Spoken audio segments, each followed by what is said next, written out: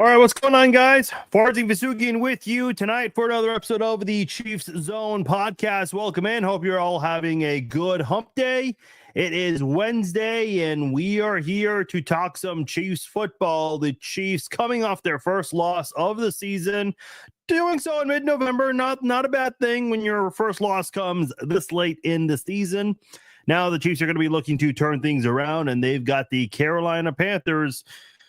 A good get-right game to have for Kansas City. So certainly we'll be breaking down that game between the Chiefs and the Panthers. I'll give you guys my thoughts on the Panthers, basically give you an introduction of the Panthers in a nutshell, and I'll give you my keys and my score prediction for that football game. Going to be breaking that down, all the good stuff we do each and every single game breakdown we do on Wednesdays. Also, a little bit of Chiefs news to go over. It's actually been a really quiet week on that front for Kansas City. Like a lot of you guys, I've been paying attention to a lot of the reactions out there. And there have been a lot of people talking about the left tackle spot. So we'll get into that and a couple of other things here on this episode of the Chiefs Zone podcast. Want to let you know this podcast is brought to you by SeatGeek. We are in the second half of football season, and if you guys want to catch any of the action, SeatGeek is the place to go for your sports ticketing needs. If you guys want to go catch the Chiefs on next week's game against the Raiders, Black Friday at Arrowhead, you guys can go get your tickets at SeatGeek. A lot of other sporting events available on SeatGeek as well, and if you're a new SeatGeek customer, you can use my promo code FARZINE and save $20 off your first purchase from SeatGeek. Go to SeatGeek.com, pick your tickets, and at checkout, if you're a new customer, use my promo code FARZINE and you will save $20 off your first order from SeatGeek. All right, see you guys coming into the live stream on Facebook and YouTube. Appreciate you guys joining me live on this Wednesday evening. And for all of you listening afterwards on the archive versions on Facebook, YouTube, Spotify, Apple, wherever it is you're listening, I appreciate you guys tuning in as well.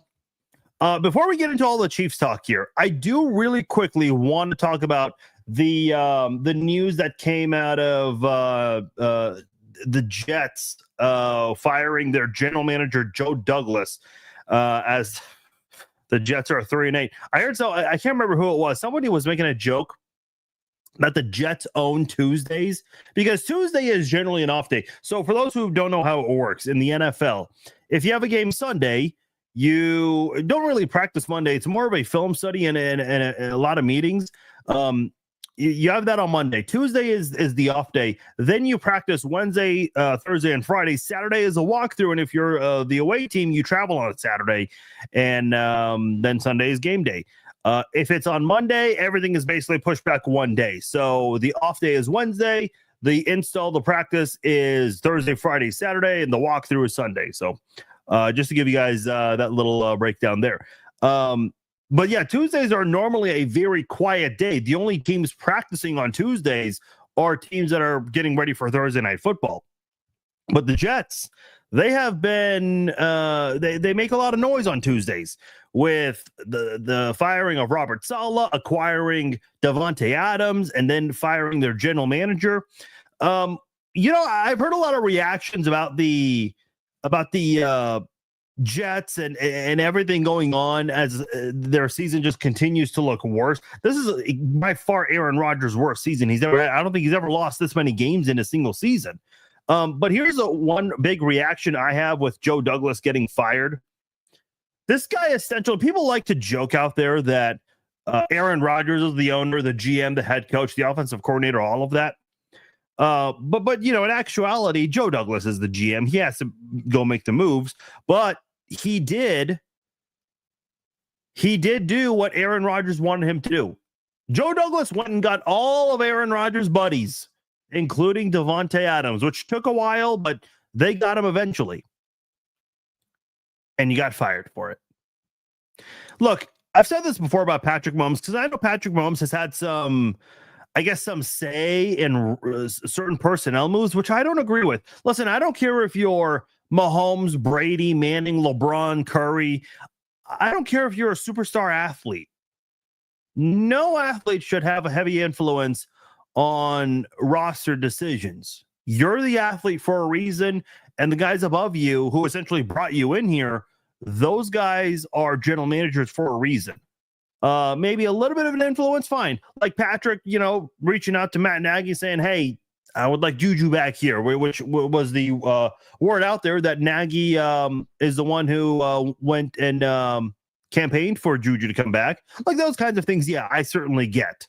But they basically let Aaron Rodgers have full control of the decisions here, and it bit Joe Douglas in the ass. I don't know, man. They fired Robert Saleh 6 weeks ago. Nothing's changed. When you fire a head coach that early in the season, and the record was 2-3, so it wasn't anything bad.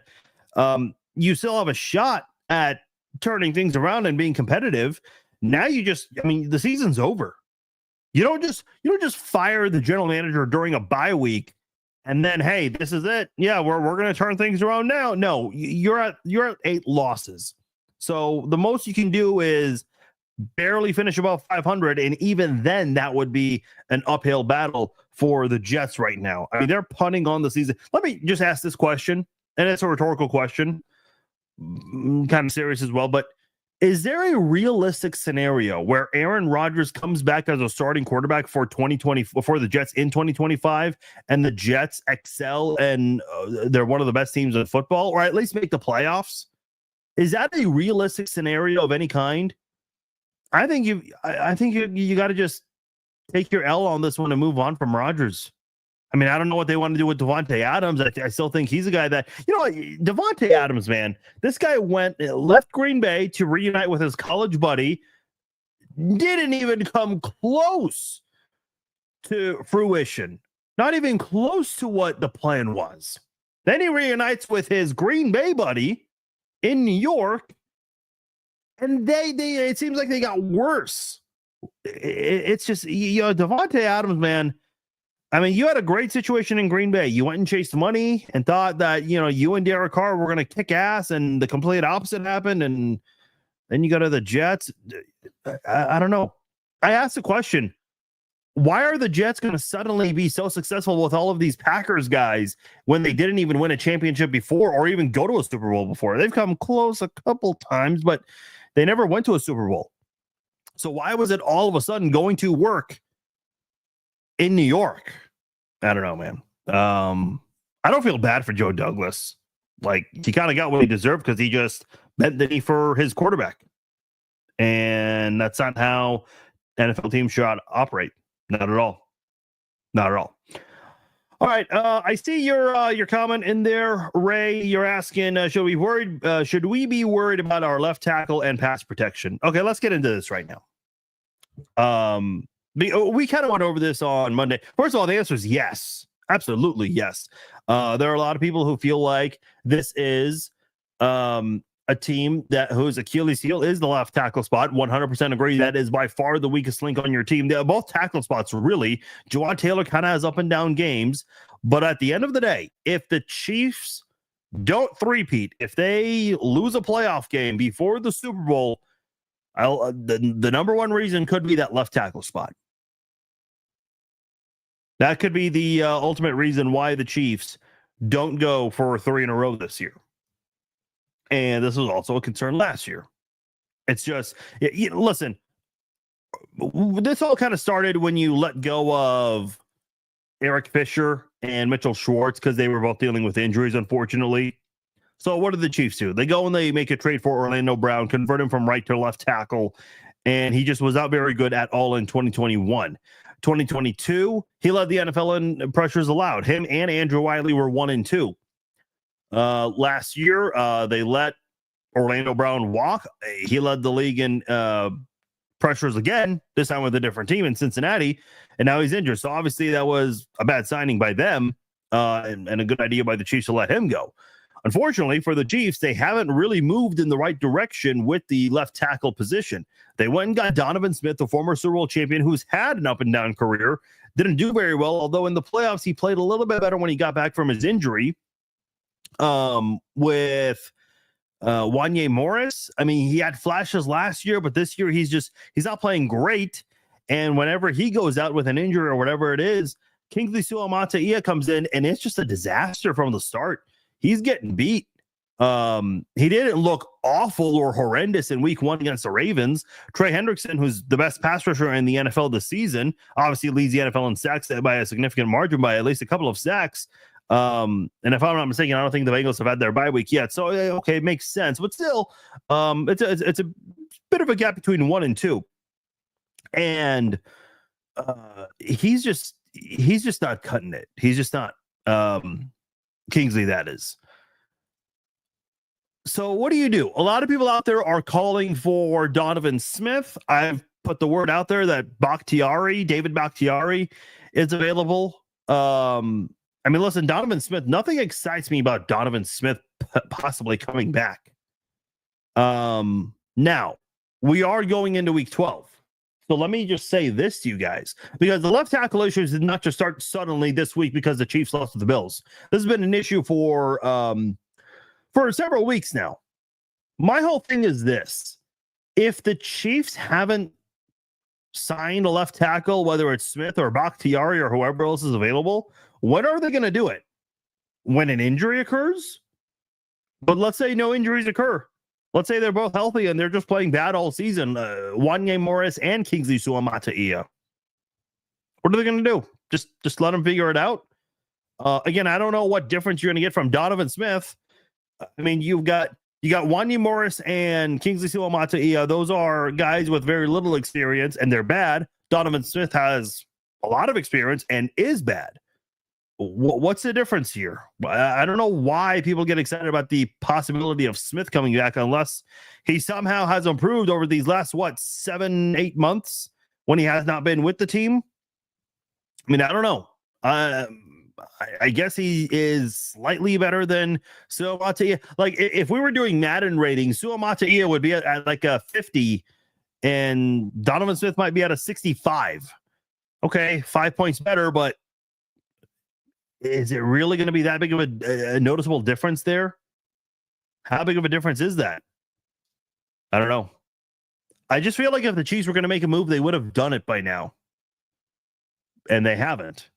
With the left tackles. But now the quarterback spot, that's been one that's been out there for a while. Najee Johnson not playing very well right now. They have Xavier Howard out there, though he's dealing with an off-the-field matter right now. J.C. Jackson, Patrick Peterson. Chiefs have not brought any of those guys in for workouts. So that tells me they're going to continue to go with Najee Johnson. A lot of people may not like that. I'd like to see Josh Williams more. Why is he not being used more opposite of Trent McDuffie? I'm very curious why we're not seeing more of Josh Williams, because I liked him a lot when he was a rookie for the Chiefs, but I don't know. That is the big weak spot on Kansas City's defense right now, is the number 2 cornerback position opposite of McDuffie. And on the Chiefs offense, it's the left tackle spot. If those 2 spots get fixed, and again, I don't know, does Donovan really come and change things? Donovan Smith, that is. Could a guy like J.C. Jackson really help put things away, put all those issues away for you? I don't know. I'm not too high on that. J.C. Jackson, man, kind of actually. He's still fairly young. Donovan Smith or David Bakhtiari, I don't know. I would prefer Bakhtiari over Smith. I mean, again, it's mid-November. It's not like these guys can demand a lot of money. And we're going through the NFLPA salary cap report earlier this week, and we saw the Chiefs they've got $6.3 million in cap space, so they can go out there and make a move or two. Go pay Bakhtiari $1.5 million. Go pay J.C. Jackson $1.5 million. I mean, what do you have to lose? They're going to be getting a paycheck for less than half a season of work, and possibly a Super Bowl ring to go with it. So, listen, I know I'm not a detractor of Brett Veach. We kind of went over this on Monday. The fact that people are losing their minds over one loss and blaming Veach is kind of wild. I will say, got a little bit of criticism for him. Why aren't we going out there bringing these guys in for workouts? There's no reason not to. No reason not to. A friend's asking, what's the latest on Hollywood Brown and Pacheco? I kind of just went over your left tackle comment there, so I'll leave that. But as far as Hollywood and Pacheco, Andy Reid gave very non-committal. Actually, he didn't say anything at all. The press conferences today were very low key. Not much was said today. As far as Pacheco and Charles Omenihu, they did practice. They were both limited today in practice. And Andy Reid just said, we'll see how it goes. That's all he said when it came to Pacheco and Omenihu. There was a report over the weekend, I think on Saturday, where the Chiefs were quote unquote hopeful that Pacheco will return for the Week 12 game against the Carolina Panthers. Well, we're in Week 12. He's practicing. He was limited today. So we'll have to see how that goes. What was his practice? He was limited last week as well. So not a surprise that he was limited. But I wouldn't read too much into that at the moment. He could play Sunday and still be fairly limited, and that'd be okay. And we'll get into Sunday. Let me just get this out of the way now. I think a lot of people are saying don't rush Pacheco back. I mean, if he's practicing, I think he's okay to play. But let me just say this. Considering how bad the Panthers are, and again, I get it, don't ever overlook any team, but I'm not a coach, I'm not a player, so I don't really need to worry about that personally. But I will say, I mean, it is the Panthers. You should absolutely be able to beat them. I'll read you guys their stats and numbers later on in the podcast, and you guys will all have the same reaction that, hey, that's a possibility. Pammy says Reid is saying they will suit up for Carolina this game. He did not say that today, Pammy. I don't know where you're getting that from, but he did not say that today. Absolutely did not say that. I don't know where you're getting that information from, but that is not at all what he said today. So unless you spoke to him personally and you got it on the recording, let me know, but that's not what he said today. But anyway, the Chiefs injury report, actually kind of an encouraging injury report. Pacheco and Omenihu, both who are still on IR, were limited in practice today. There were only 4 other players on that injury report: Juju Smith-Schuster, Kareem Hunt, Brian Cook, and Shamari Connor, and all of them were full participants in practice today. I saw from Charles Goldman, he said that this is the shortest injury report the Chiefs have had since Week 7. So that's pretty encouraging. And by the way, Week 12, look, realistically speaking, and this is just, the dark side of sports with injuries that can occur. You might get a season ender from now until the regular season, or maybe even in the playoffs. So at the end of the day, if you're the Chiefs, you might be looking at maybe one more guy who goes down. That's just the way things pan out sometimes. Not that you want it to happen, but it does happen in late December or early January. Look at Charles Omenihu. I guess he was the late January injury for the Chiefs, missing out on that Super Bowl last year after he got that strip sack on Lamar Jackson. So that is a possibility. Kyle's asking, you think we'd find a gem from someone's practice squad? We seem to do that a lot, whether it be a corner or a left tackle. I mean, at the end of the day, like, who do you have to target and bring in? I don't really know. So it's who's available, If there was someone available, the Chiefs would have done that. The Chiefs did make a move earlier this week. I do have this. I was actually going to start with this, but you guys were asking a lot of questions about the left tackle spot. The Chiefs went and signed wide receiver Tyquan Thornton, second-round pick speedster, who was drafted by the Patriots. He was waived on Saturday, so the Chiefs picked him up on Tuesday. Again, he's on the practice squad. He's not on the 53-man roster. I saw the jokes. A lot of people said, can he play left tackle? Because you're not looking for a wide receiver right now. No, your wide receiver room can certainly improve. But a lot of things can just fall into place if the left tackle blocking is there. And that's what everyone was hoping for. And no one said the Chiefs went and got a practice squad wide receiver. So I have a question. What happened to Lucas Niang? Remember Lucas Niang? In 2021, he was drafted in 2020, but he opted out because of the pandemic. And in 2021, he played, and the Chiefs had 3 rookies on the offensive line. They had center Creed Humphrey, right guard Trey Smith, and right tackle Lucas Niang. And Lucas Niang, I thought, played great up until his injury. How many snaps has Lucas Niang played since then? Hardly any. Why aren't we giving him an opportunity? Like the comment earlier from Kyle about finding a gem on someone's practice squad. I think you have something on your own roster. Let me just double check. I think he is on the practice squad, right? Looking at the Chiefs practice squad. Yeah, Lucas Niang is on the Chiefs practice squad. And this is a guy who played really good at right tackle a couple of years ago. So what gives here? What's the... Why is he not... I mean, he's not getting picked up by any of the 31 other NFL teams. And the Chiefs, they're keeping him on the practice squad. It's kind of like Justin Ross. Everyone gets so excited when Justin Ross gets elevated to the 53-man roster, but he's on the practice squad right now. Anyone can go grab him if they want.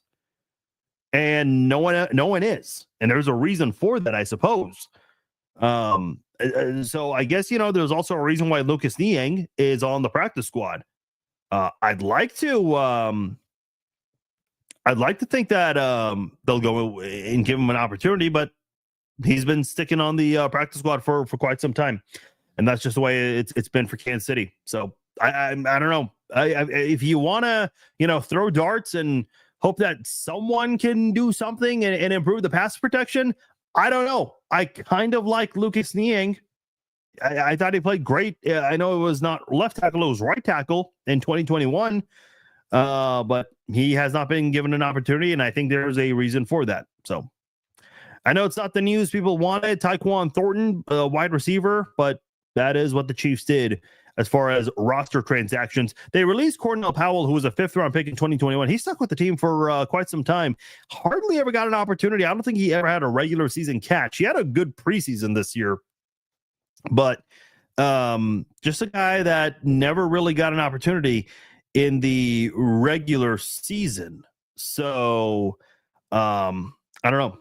Kyle saying, I'm just saying, we got Butker for the Panthers practice squad. I really think Thornton could make the roster. He looked this to me. Yeah, I mean, Thornton, look, he's got potential for sure. Will he get a chance this year? I don't know. If he does, that probably means you have another wide receiver injury, which is, we've already gone through that quite enough this year. We don't need any more of that. But I will push back a little bit and say, the kicker, that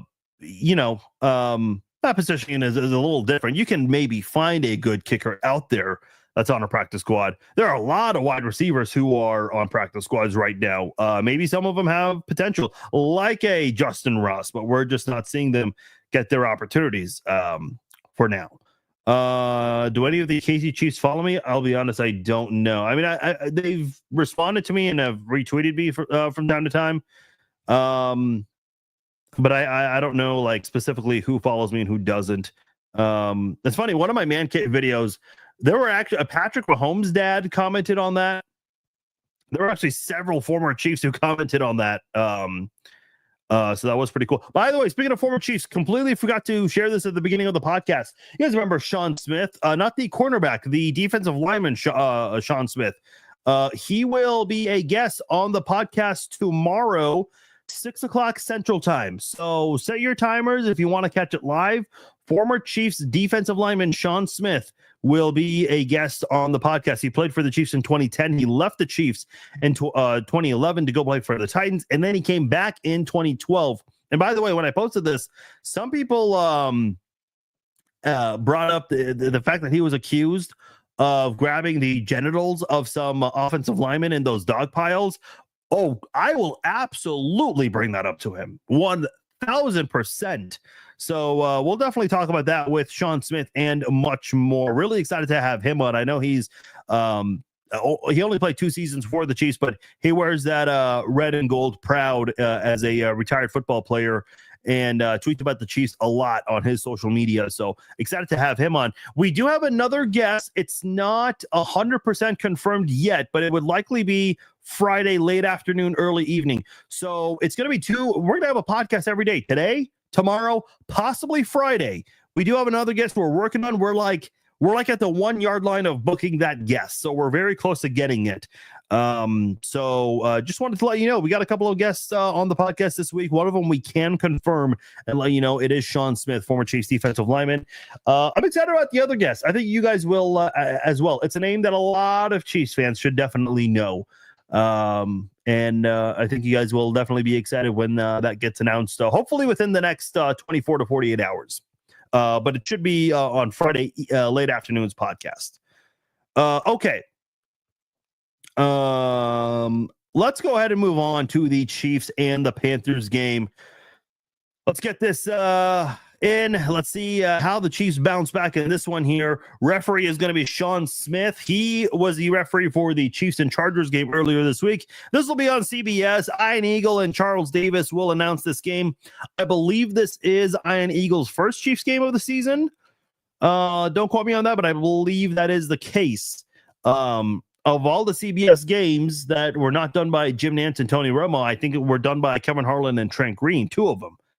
So this is going to be the first game where Ian Eagle and Charles Davis are going to announce a Chiefs game. And by the way, the map is kind of a little crazy. A lot of places are still going to get it, but a lot of places also will not get the Chiefs game. So check your local listings and do what you got to do to catch the game, whether it's NFL Plus, Sunday Ticket, or maybe one of the not so within the rules streams that you got to do. KC favored by 11.5 to open up the week. The biggest point spread for week 12, that has now dropped to 10.5. The Chiefs are still heavy favorites, minus 650. The Panthers plus 470 underdogs, and the over-under for this game is at 43. When you look at the Panthers, they're coached by Dave Canales. It's his first year as the head coach of the Panthers. First time a rookie head coach, in fact, was the Buccaneers offensive coordinator last year. Prior to that, he spent 13 seasons with the Seattle Seahawks doing all kinds of different things, wide receivers, quarterbacks, passing game coordinator, back to quarterbacks, a lot of work there. And before that, he coached college and high school. Again, that was before 2010. 2010 was his first year with Seattle. The Panthers, they were 2-15 last year. They're 3-7 this year, so they're already moving in the right direction. Look, I know with social media in sports today, we are in this win now mode, instant gratification. That always has to be a thing. But sometimes, in some situations, these things can take a while. And 3-7, that's a very ugly record. But Dave Canales does have the Panthers moving in the right direction right now. They've already got more wins this year than they had in all of last year, and we're in mid-November. We haven't even had Thanksgiving yet, so he's definitely doing everything he can to move the Panthers in the right direction. A lot of young guys here. You're going to hear a lot of rookies getting mentioned as we break down this game.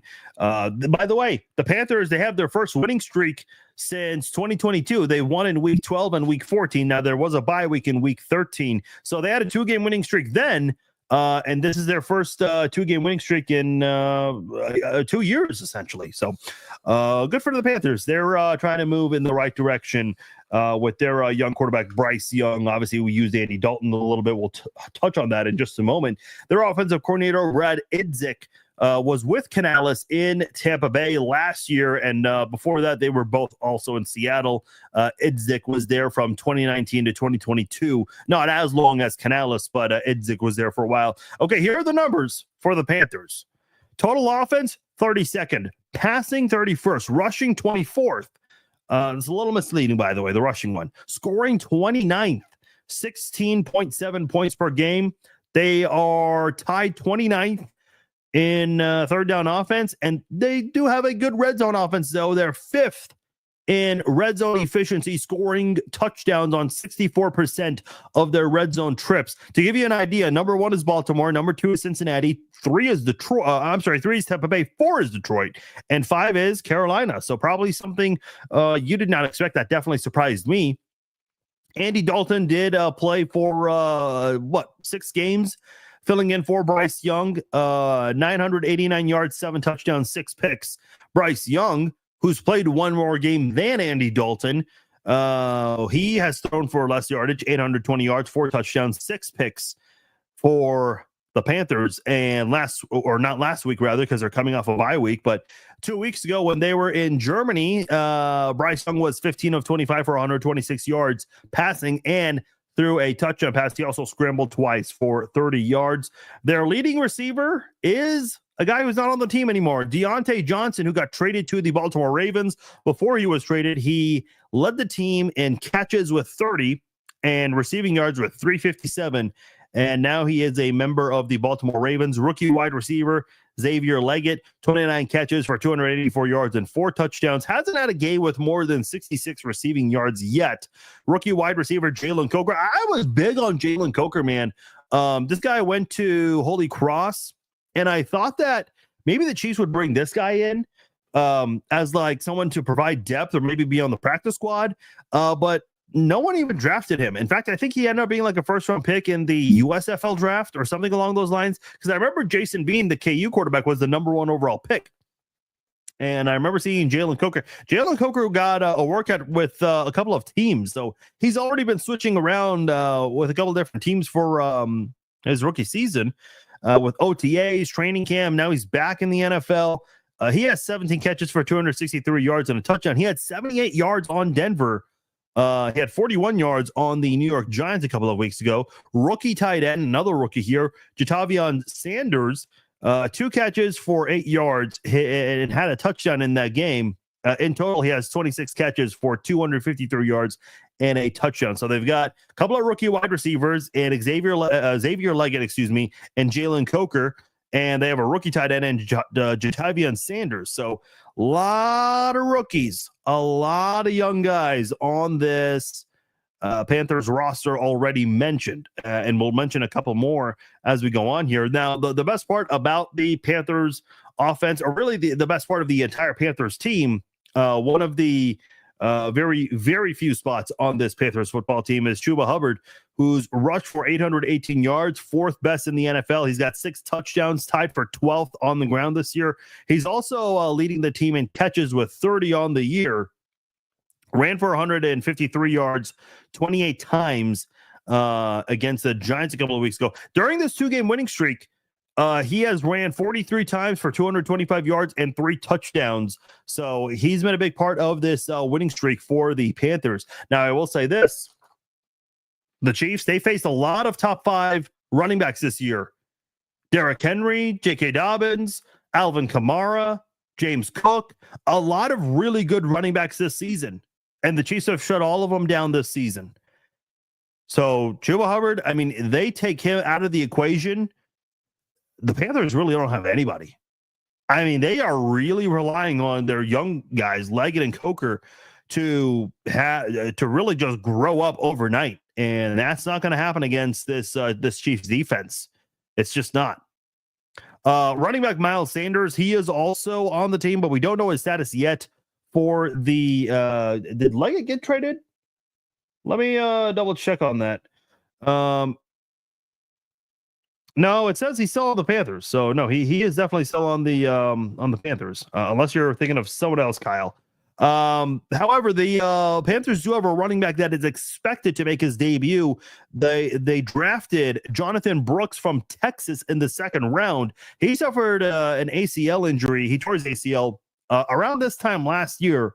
Played behind Bijan Robinson for a bit during his time in Texas. He rushed for 1,100 yards last season and had 10 touchdowns before his injury. He probably could have led not the NFL. He probably could have led all of college football and rushing yards last year, but unfortunately suffered that torn ACL injury and just wasn't meant to be for him last year. So Jonathan Brooks, a lot of anticipation from Panthers fans. I know they don't have much to look forward to. Hubbard's obviously having a really good season, and this is now another running back you've got in the mix here. People are hoping that this could be a strong 1-2 punch going into next season for the Carolina Panthers. Certainly would be very good. Obviously, they've got a decision to make very soon on Hubbard, considering the type of season he's had. And you can have a guy like Jonathan Brooks who could, ease his way back into the fold, not just this year, but also next year as well. And you would have a strong 1-2 punch if you're Carolina. I think that would be a good duo. Amy's asking, is this really live? Yes. If you see the live, live logo somewhere on top, that means it's live. I say this because a lot of times people will watch the podcast after it's been live streamed, and people think I'm live and they're saying, hey, why are you not answering my question? I'm not ignoring anyone. You're commenting, unfortunately, after the live stream. This is archived. Right now, as of 8:05 Central Time, this is live. So 8:05 on a Wednesday, just so everyone knows. Because we do get a lot of comments afterwards, and I really do appreciate people who watch when it's not live. But just so you know, I'm not ignoring anyone. I always have to say that because people think I'm ignoring them. But anyway, neither here nor there. As far as offensive linemen go, I hope I say his name right, Ikwanu. He's allowed 18 pressures on the season. He's committed 9 penalties. He's been inactive in the last 2 games, so we don't know if he's going to be available for the Panthers. Robert Hunt, he's allowed 15 pressures on the season, the second most on the team, and he's the right guard. So that is the Carolina Panthers offensive line there, and their offense in a nutshell. Let's switch over to the defensive side of the ball and look at the defensive coordinator, Ejiro Rivero. The Chiefs do have a little bit of familiarity with him. This is his second year as the Panthers defensive coordinator. So with a new regime coming in, they went ahead and kept Rivero as a defensive coordinator. He was the Broncos defensive coordinator before joining the Panthers last year. He was the Broncos defensive coordinator in 2022. Also with the Rams, Packers, 49ers, and Bucks coaching defense for those teams. Again, numbers are not very pretty when you look at overall how they do as a team. 29th in total defense, 24th against the pass, 32nd against the run, 32nd in points per game allowed, allowing 31 points per game. Tied 27th in red zone defense and 32nd on third down. So you have the best first down offense going up against the worst third down defense. Let's see how that goes. Couple of bright spots and maybe a familiar name from for some Chiefs fans here. Charles Harris, former Mizzou Tiger. He has 3 sacks, co-leading the team. Ashawn Robinson has 3 sacks as well. Both of them have 4 tackles for a loss this season. Here's a familiar name everyone knows, Jadeveon Clowney. Man, his career just did not unfold the way people thought it was going to when he left college football. I think it was South Carolina. Because I remember that game he had against Michigan, that massive hit. And I'll never forget, someone jokingly went on Michigan's Wikipedia and said Jadeveon Clowney destroyed the state of Michigan, and now the United States has 49 states. That hit is the one thing everyone remembers. That's what everyone thinks about when they think of Jadeveon Clowney. But unfortunately, he just hasn't had the type of career people thought he was going to have in the NFL, but he is a part of their unit. I don't care how much he struggled in the NFL. I don't think that's a guy you can ever count out. He's got a sack and 4 tackles for a loss. He's been a really good run stopper, something you don't see on the stat sheet often in the NFL. They have Josie Jewell, former Denver Bronco, has 52 tackles, a pick, and 2 recoveries.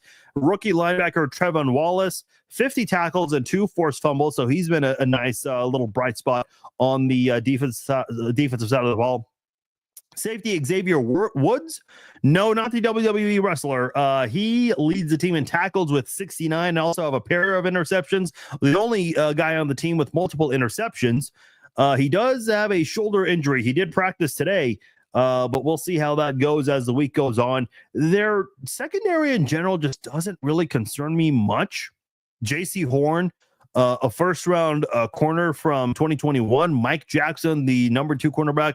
Their nickel cornerback, Dane Jackson. I mean, they don't really have a lot of guys that really concern me when you look at their secondary and who's expected to guard guys like DeAndre Hopkins, Xavier Worthy, Juju Smith-Schuster, Justin Watson. Not a lot of names that really stand out or concern you if you're Kansas City.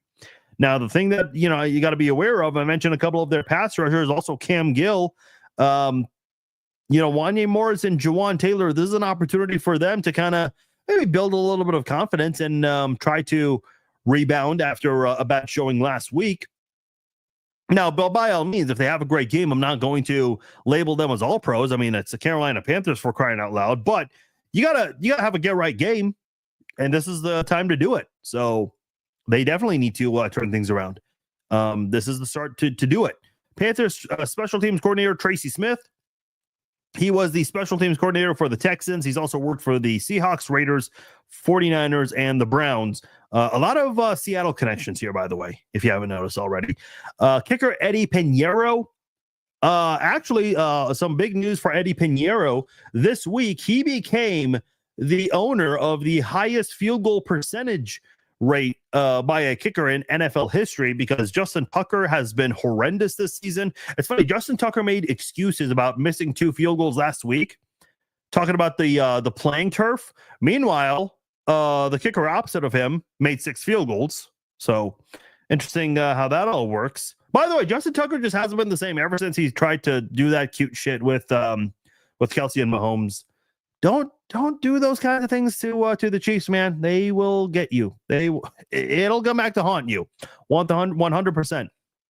But if you want to look at the guys who are the top 3 in field goal percentage in NFL history, Eddie Pinheiro is number 1, 89.38%. Justin Tucker, 89.34%, and Harrison Butker, 89.21. So guys within a fraction of one another. Pinheiro, Tucker, and Butker. Unfortunately, Butker not going to be playing in this game. But if Butker can go on a run similar to what he did last year, when he comes back and for next year, Butker could become the all-time NFL leader in field goal percentage. So that would certainly be very cool to see. Pinheiro this season is 12 of 13. He missed a 45-yarder against Chicago during a blowout loss.